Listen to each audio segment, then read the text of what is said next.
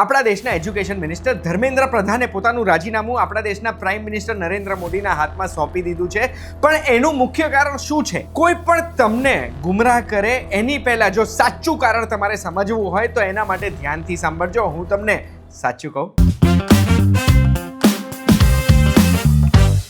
યો વોચિંગ સાચું કહું. મારું નામ છે ગુંજ ઠક્કર. કોકરોચ જનતા પાર્ટી બની ત્યારની એમની એક જ ડિમાન્ડ હતી કે ધર્મેન્દ્ર પ્રધાનનું રેઝિગ્નેશન આવવું જોઈએ, જે ડિમાન્ડમાં અલગ અલગ જગ્યાએથી બહુ જ બધા લોકો જોડાયા હતા અને વિરોધ પક્ષની સાથે, બહારની શક્તિઓની સાથે બધા લોકો એક જ વસ્તુ માંગી રહ્યા હતા, ધર્મેન્દ્ર પ્રધાનનું રેઝિગ્નેશન જોઈએ. એ રેઝિગ્નેશન ધર્મેન્દ્ર પ્રધાને ફાઇનલી આપી દીધું છે પ્રધાનમંત્રી નરેન્દ્ર મોદીને. અને એ લેટરમાં એમણે શું શું લખ્યું આવો તમને ટૂંકમાં સમજાવું. આખો લેટર વાંચવાની જરૂરત નહીં પડે તમારે. એ લેટરમાં સ્ટુડન્ટ્સને લઈને એમણે એવું કીધું છે કે નીટની એક્ઝામ જે 20 લાખથી વધુ બાળકો દર વર્ષે આપે છે ને, એ નેક્સ્ટ યરથી હવે કમ્પ્યુટર બેઝડ સિસ્ટમ થઈ જશે. અને એ એમણે અનાઉન્સ પણ કરી દીધું હતું થોડા સમય પહેલા. આ જે પેપર લીક થયું છે એની જવાબદારી પણ એમણે લીધી છે કે ભાઈ એજ્યુકેશન મિનિસ્ટર તરીકે એમની જવાબદારી બને છે અને એટલે જ એ રાજીનામું આપે છે. પણ એ રાજીનામું આપવાના ઘણા બધા એમણે કારણો આપ્યા છે. એમણે 4 વસ્તુઓ કીધી છે મેઇન તો. સૌથી પહેલા એવું કીધું છે કે સ્ટુડન્ટ્સનો જે આ પ્રોટેસ્ટ હતો એ પ્રોટેસ્ટને એન્ટી નેશનલ, ભારતના વિરોધ શક્તિઓ ગેરલાભ ના ઉઠાઈ જાય ને એના માટે. બીજું, ભારતની એકતા રાખવા માટે. ત્રીજું, એવું કહેવા માંગે છે કે સ્ટુડન્ટ્સ આ પ્રોટેસ્ટ કરવામાં કોઈ લીગલ બેટલોમાં ના ફસાઈ જાય, એ માયાજાળમાં ફસાઈ ગયા તો એમનું કરિયરમાં પ્રોબ્લેમ આવી જશે. અને ચોથું, સ્ટુડન્ટ્સ પોતાના ભણવાના અને કરિયર ઉપર ફોકસ કરી શકે.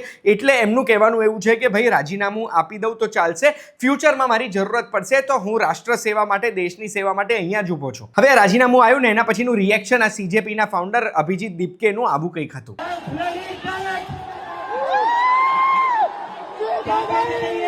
છેલ્લા થોડા બધા દિવસોમાં આ મેટરમાં આપણે ઘણી બધી વસ્તુઓ જોઈ લીધી.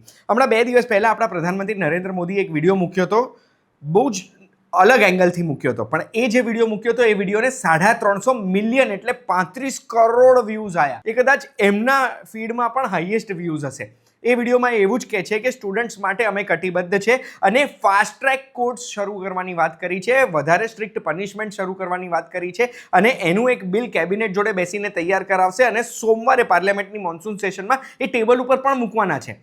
350 મિલિયન વ્યૂઝ આવી ગયા આ વિડીયોને. આ વિડીયો મૂક્યો ને એના અડધો કલાકની અંદર સોનમ વાંગચુકજીએ પણ પોતાનો 26 દિવસ પછી અનશન તોડ્યો અને JP નડ્ડાજીની હાજરીમાં એમણે પહેલી વખત કંઈક કોળિયો મોઢામાં મૂક્યો હતો. હવે એક બાજુ સોનમ વાંગચુકજી ખુશ થઈ ગયા સરકારના સ્ટેપ્સથી અને એમની ડિમાન્ડ્સ પૂરી થઈ ગઈ, એમણે ખાવાનું ચાલુ કરી દીધું. પણ CJPની ડિમાન્ડ હજુ એવી જ હતી કે અમારે તો ધર્મેન્દ્ર પ્રધાનનું રેઝિગ્નેશન જોઈએ જ. હવે એની જ ચર્ચાઓ માટે 2 વખત તો મીટિંગ પણ થઈ હતી અને ત્રીજી મીટિંગ થવાની હતી અને થોડાક જ સમય પહેલા રેઝિગ્નેશન આવી ગયું. હવે અહીંયા સુધી મેં તમને એકચ્યુઅલ વસ્તુ કહી દીધી. હવે અહીંયાથી આગળ છે ને હું મારું એક નાનકડું ઓપિનિયન શેર કરવાના માંગુ છું તમારી સાથે. જોવું હોય તો તમે જોઈ શકો, નહીં તો વિડીયો અહીંયાથી એક્ઝિટ કરી શકો. મારું એક નાનકડું ઓપિનિયન છે. એજ્યુકેશન મિનિસ્ટર બદલાઈ ગયા છે. હવે જે નવા એજ્યુકેશન મિનિસ્ટર આવે એમણે કયા પગલાં લેવા જોઈએ?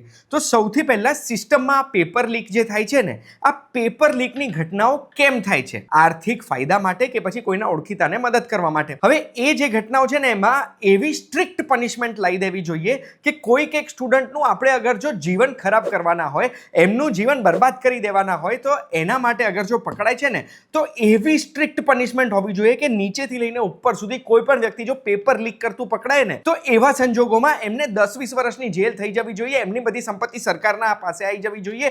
આવી કોઈક જો સજા હશે ને તો પેપર લીક કરતા કોઈને ડર લાગશે કે ભાઈ આટલા લાખ રૂપિયા માટે હું મારું જીવન કેમ ખતમ કરી દઉં, અને એટલે પેપર લીક કરવાનું અટકાઈ દેશે. કમ્પ્યુટર બેઝડ એક્ઝામ હશે કે પછી બીજી કોઈ પણ સિસ્ટમો, અરે મોટા મોટા આર્મર્ડ ટ્રક્સમાં પેપર લઈ જશે, પણ જેણે પેપર કાઢ્યું હશે એને તો ખબર જ હશે ને કે મેં આ પેપર કાઢ્યું. શું કામ આપણે એમને જરાક બી આવું વિચારવાની જગ્યા આપીએ? એટલે જ્યાં મંડે ટેબલ પર બિલ આવવાનું છે ને એ બિલ હું ડીપલી સ્ટડી કરવાનો છું અને હું જોવાનો છું એમાં પનિશમેન્ટ કેવી લખેલી છે.